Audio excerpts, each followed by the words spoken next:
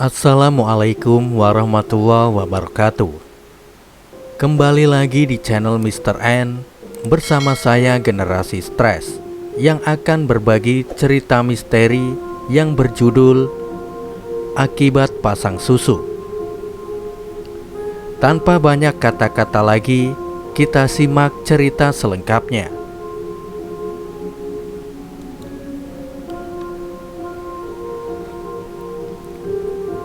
Pelosok di salah satu perkampungan di Jawa Barat menjadi saksi persekutuan Yani dengan jin. Dia menjalankan praktek pasang susuk untuk pelaris pekerjaannya sebagai penyanyi tradisional di kampung itu. Yani terlahir bukanlah dari kalangan berada. Ayahnya telah meninggal karena kecelakaan kerja saat menjadi salah seorang pekerja proyek di Bilangan, Jakarta. Ketika itu, Yani masih berumur 20 tahun dan dia mesti menghidupi ibu dan satu adiknya yang masih sekolah. Ibunya bernama Esi dan adiknya bernama Sandi. Ibunya hanya bisa membantu perekonomian keluarga dengan bekerja serabutan, tergantung dari warga yang meminta bantuannya. Tak ada penghasilan pasti dari pekerjaan ibunya itu dibanding dengan penghasilan Yani sebagai seorang penyanyi tradisional yang mendapat bayaran lumayan tinggi dari penampilannya dari panggung ke panggung. "Bu, ibu diam di rumah aja ya. Biar Yani yang kerja cari uang buat ibu sama Sandi," ucap Yani melihat iba kepada ibunya. "Selepas ayahmu gak ada, keluarga ini jadi tanggung jawab ibu, nak," jawab Bu Esi dengan lirih. "Tapi ibu udah gak muda lagi. Ibu harus istirahat. Biar Yani yang capek, Bu. Yani bisa kok," kata Yani menatap mata ibunya. Air mata Bu Esi tak terasa mengalir. Situasi yang begitu mengharukan di mana sang anak merasa iba kepada ibunya dan menanggung semua tanggung jawab. Bu Esi memeluk Yani, tanda keterpaksaan menyetujui keinginan anaknya itu. Yani memang berbakat di bidang tarik suara, bahkan dia pernah meraih juara 1 perlombaan bernyanyi yang diselenggarakan di kampungnya. Bakat Yani tercium oleh pemilik grup tembang yang bernama Opik, yang memang saat itu sedang membutuhkan vokalis karena vokalis lama memilih untuk pensiun dini dengan alasan mengikuti suaminya tinggal di Kalimantan. Akhirnya Yani bergabung dengan grup tembang itu, keliling-keliling kampung untuk memenuhi undangan manggung di setiap acara pernikahan atau event pentas seni biasa. Semenjak Yani bergabung, grup tembang itu semakin laris dan laku keras diundang kemana-mana karena semua pengundang terkesima dengan suara indah Yani. Akibatnya berimbas kepada penghasilan Yani yang lumayan dapat menutupi kebutuhan ekonomi keluarganya. Dari mulai membayar tagihan listrik rumah sampai membiayai sekolah Sandi, bahkan lebih. "Kerjamu bagus ya, Yan. Saya suka. Barusan saya dapat telepon minggu depan kita dapat undangan ke acara nikahan di Tasikmalaya. Kamu siap-siap ya," ucap Opik memuji Yani yang baru turun dari panggung acara HUT, salah satu perusahaan dengan sorak-sorai penonton yang memuji Yani. "Iya, Yani persiapkan semuanya," jawab Yani dengan senyum sumringahnya. Yani selalu menyambut baik semua undangan yang dia terima karena dengan begitu dia merasa berhasil bertanggung jawab atas keluarganya. Sampai di acara undangan pernikahan di Tasikmalaya, Yani manggung seperti biasanya, membawakan lagu-lagu yang membuat semua tamu undangan terkesima dibuatnya. Bertahun-tahun dia alami masa seperti itu sampai suatu ketika ujian bagi grup tembangnya datang. Opik harus bercerai dengan istrinya dikarenakan istrinya curiga Opik ada main dengan Yani. Opik memang selalu mendekati Yani jika sehabis manggung, dan mungkin itu yang menjadi alasan sang istri menceraikan Opik. Karena tidak mau berlarut seperti itu, Yani memutuskan untuk mencari lagi grup tembang yang lain di desanya, dan karena namanya yang sudah begitu tenar, Yani tidak usah mencarinya. Bukan lagi menjadi vokalis biasa, kali ini Yani menjadi sinden, dan memang Yani pun berbakat menjadi sinden. Kita sebut saja nama grup tembangnya Mekar Ayu. Setelah Yani masuk, nama Mekar Ayu yang semula kian redup kini naik kembali, dan pendapatan Yani pun kembali normal seperti semula. Seseorang menelpon Yani. "Halo Yan." "Ya, ini siapa?" "Ini saya, Opik, pakai nomor baru." Ternyata yang menelpon Yani adalah kawan lamanya, Opik. "Iya Kang Opik, ada apa?" "Bisa ke rumah nggak? Ada yang mau diomongin." "Oh, bisa Kang. Nanti Yani ke rumah ya." Opik masih dengan grup tembangnya yang dulu, meskipun penghasilannya tidak sebesar ketika ada Yani di dalamnya. Yani berangkat ke rumah Opik dengan menggunakan motor. Dia beranggapan mungkin ada job manggung lagi, jadi tidak apalah, dia terima sebagai pemasukan tambahan. Tapi ternyata Yani salah langkah. Bukannya job manggung yang Yani dapatkan, melainkan perilaku tak senonoh yang dilayangkan oleh Opik kepadanya. Opik memperkosa Yani. Yani awalnya menolak, tapi setelah diberi embel-embel imbalan uang dan bujuk rayu yang dahsyat, Yani dengan terpaksa melayani nafsu bejat Opik. Yani yang terpukul karena mahkota gadisnya terenggut, terus menangisi apa yang terjadi kepadanya. Sehingga suatu ketika Mekar Ayu kembali merekrut sinden baru yang lebih cantik dibanding Yani. Sekar namanya.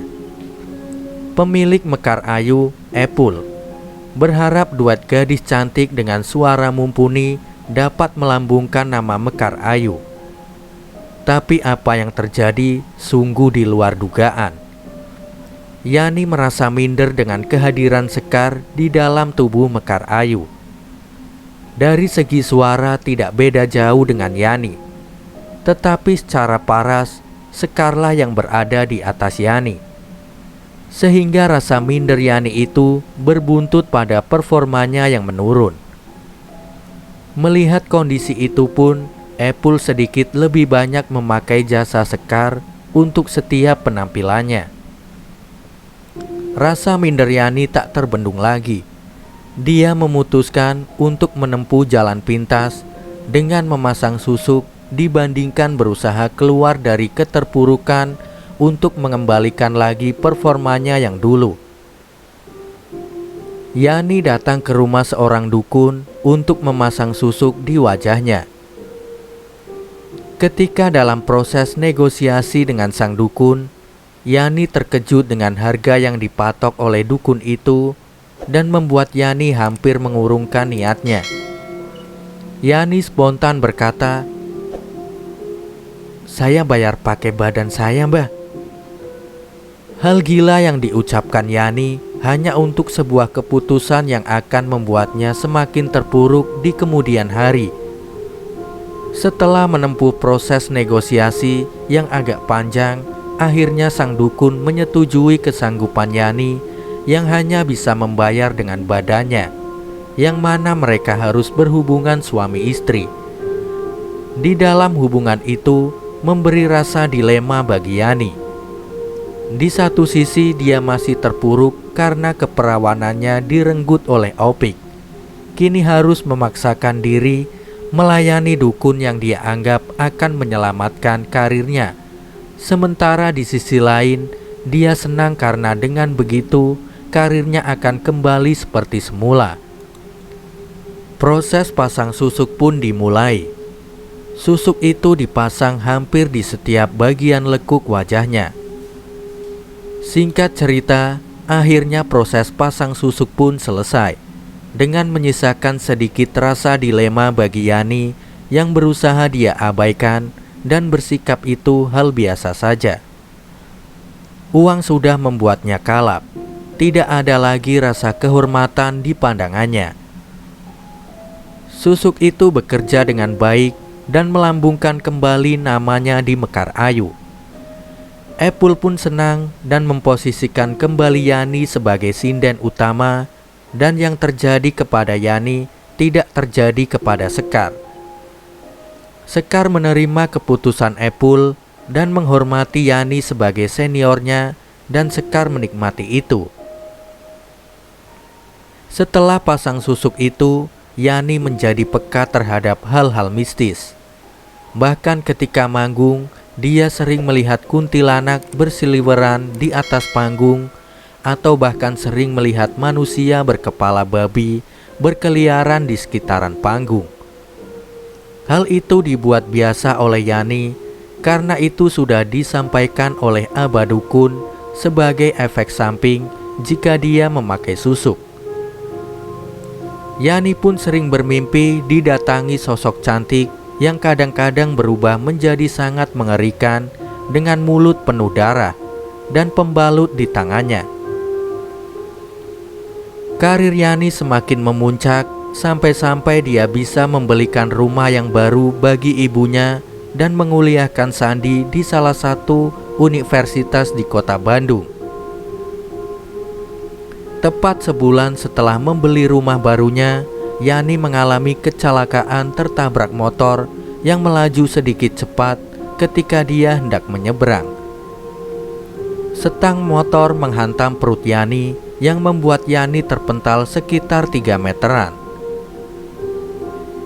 Tidak ada luka yang parah, memang, namun itu berefek 2 minggu setelahnya. Yani merasakan sakit yang luar biasa di perutnya yang mengakibatkan muntah darah. Melihat itu, Bu Esi bergegas membawa Yani di rumah sakit untuk dirawat. Yani mengalami pendarahan hebat di perutnya sehingga membuatnya koma selama 2 minggu.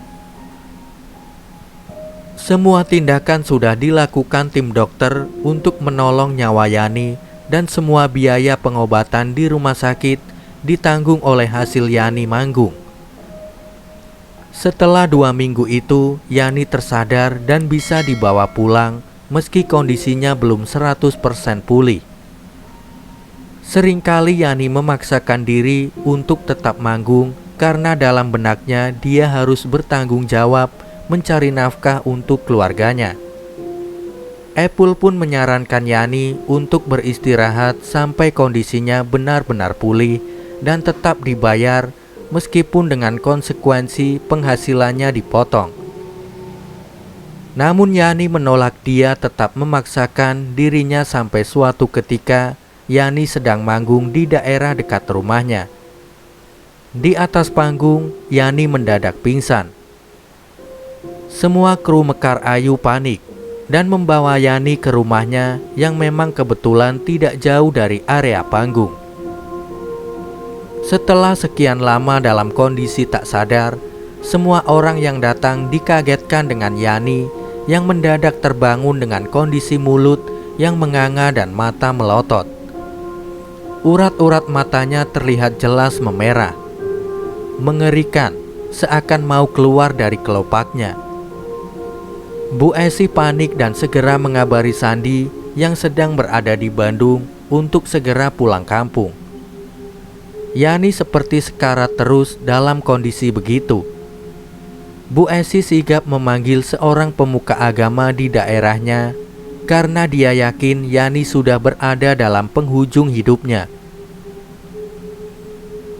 Astagfirullah, ada banyak susuk di wajah Yani ini, kata Pak Jaman, seorang pemuka agama yang dipanggil oleh Bu Esi. Bu Esi lalu menangis histeris seakan tak percaya. Epul pun tak percaya mendengar informasi itu. Dia hanya beranggapan bahwa Yani telah berhasil mengembalikan performanya karena telah berhasil berjuang dari keterpurukannya akibat bermasalah dengan Opik. Keluarin aja Pak susuknya, kasihan anak saya, pinta Bu Esi. Pak Jaman menuruti permintaan Bu Esi itu. Setiap satu susuk yang dicabut mata Yani semakin akan keluar dari kelopaknya, dan Pak Jaman berkata, jinnya bereaksi. Dia lagi meringis kesakitan di atas lemari itu, sambil menunjuk ke arah lemari di pojok ruangan. Memang di pojok ruangan terdapat lemari baju yang lumayan besar, dan sedari tadi Epul berada di sana memang merasakan merinding yang hebat. Bu Esi terus membimbing Yani agar bisa mengucapkan 2 kalimat syahadat. Tapi mulut Yani seakan terkunci dalam kondisinya yang menganga. Yani tidak bisa mengucapkan 2 kalimat syahadat sampai akhirnya semua susuk dikeluarkan dan Yani menghembuskan nafas terakhirnya. Yani akhirnya dimakamkan. Baru mendengar kabar bahwa Yani memakai susuk, warga mulai menyebarkan gosip tak sedap mengenai Yani di sekitaran kampung itu. Apalagi ada desas-desus kalau arwah Yani gentayangan menghantui warga kampung. Mina misalnya, dia mengaku pernah dihantui sosok seorang Yani ketika mandi. Kisahnya waktu itu Mina sedang mandi di waktu sore hari menjelang maghrib. Di dalam kamar mandi, Mina bersenandung menyanyikan lagu. Ketika sedang asik bernyanyi, Mina dikagetkan dengan suara nyanyian yang entah dari mana datangnya. Itu suara dari luar ya, pikir Mina. Suara nyanyian itu semakin jelas terdengar seperti seorang yang sedang mengalunkan lagu Sunda. Bulu kuduknya merinding karena dia yakin suara itu bukanlah dari luar, melainkan dari dalam kamar mandi. Dengan perasaan takut, Minah akhirnya memeriksa ke setiap sudut ruangan kamar mandi, dan Minah terkejut ketika melihat ke arah ventilasi yang berada di plafon kamar mandi. Di sana Minah melihat rambut menjuntai dengan kepalanya yang terbalik, dan dengan kondisi mata yang melotot, sementara mulut yang tetap bernyanyi meski menganga. Yani! Mina tanpa pikir panjang langsung mengambil handuk dan lari keluar kamar mandi. Berbeda cerita dengan Mak Ipa, seorang penjual makanan ringan seperti gorengan dan lainnya yang sering menitipkan dagangannya ke warung-warung di kampung itu. Suatu ketika sebelum azan subuh sekitar jam 3 pagi, Mak Ipa sedang menggoreng gorengan dagangannya. Mendadak Mak Ipa mencium seperti telur busuk dari arah pintu dapur yang langsung mengarah keluar ke belakang rumahnya. Mak Ipa lalu memastikan ke setiap bahan baku dagangannya agar tidak ada yang busuk. Dan memang bahan baku dagangannya aman-aman saja, semua tidak ada yang busuk sama sekali. Mak Ipa curiga ini pasti ada yang tidak beres. Seketika lalu menghampiri pintu dapur untuk membukanya. Perlahan Mak Ipa membuka pintu dapur itu, dan dia dikejutkan dengan sesosok wanita berpakaian sinden persis seperti apa yang dikenakan Yani ketika posisi terakhir meninggal dunia, yang sedang berdiri di dekat pohon mangga yang ada di belakang rumahnya dengan rambut terurai acak-acakan dan matanya masih melotot dan mulut yang menganga. Sosok Yani lalu menggerakkan kepalanya patah-patah. Mak Ipah sontak membanting pintu, brak, dan mengurungkan niatnya untuk berdagang hari itu. Setelah kejadian itu, Mak Ipah mengalami demam selama 1 minggu, dan selama itu juga Mak Ipah tidak dagang. Ada juga cerita seorang pemuda bernama Dodi. Dia adalah teman SD Yani yang sekampung dengannya dan sedang bertugas di kota Indramayu karena tuntutan pekerjaannya. Ketika itu Dodi pulang kampung dengan mengendarai motornya. Dodi tiba di kampung itu malam hari dan tidak seperti biasanya. Warung Mang Gandhi yang awalnya selalu buka jika malam hari, kala itu tutup. Dodi tidak menaruh curiga sama sekali karena padahal Mang Gandhi menutup warungnya lebih awal karena ketakutannya akan mitos arwah gentayangan Yani. Di dekat gerbang desa, Dodi melihat ada seseorang wanita yang sedang duduk di kursi depan pos ronda. Dodi mengenali wanita itu. Dia adalah Yani. Dodi tidak tahu Yani telah meninggal, sehingga dengan santainya dia memberhentikan motornya dan menghampiri Yani, lalu bilang, "Yan, ngapain sendirian di sini? Kamu habis manggung dari mana? Kok baju kamu kotor gitu?" "Manggung di Ciamis." "Oh, mana peralatan kamu? Kok nggak ada?" "Anterin aku pulang." Tanpa basa-basi, Yani langsung duduk di belakang motor Dodi. Dodi yang tak menaruh curiga sedikit pun lantas mengantar Yani ke rumahnya. Di tengah perjalanan, Dodi melihat Irman temannya sedang bermain gapleh di pos ronda di dalam desa. "Hei Man," Dodi menyapa Irman. Dot, baru pulang kamu?" tanya Irman. "Iya nih, sekalian mau antar Yani ke rumahnya." "Hehe," kata Dodi sambil menunjuk ke arah belakang motornya. Mendengar perkataan itu, semua orang yang ada di pos ronda mendadak memperhatikan Dodi dan Irman, lalu melihat ke belakang motornya Dodi. Di sana Irman melihat sosok Yani dengan mata melotot, mulut menganga dan wajah yang penuh darah bekas sayatan. Irman dan semua orang di pos ronda menahan kaget karena mereka tidak mau Yani malah mengganggu balik mereka.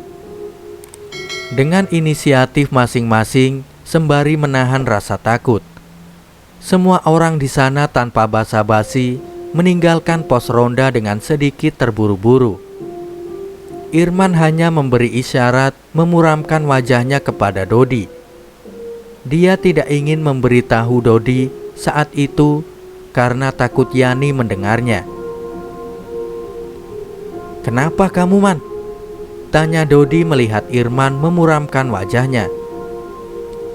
"Ya udah, aku duluan ya," kata Irman dengan sedikit mencubit bahu Dodi. "Au!" erang Dodi. Irman lantas meninggalkan Dodi.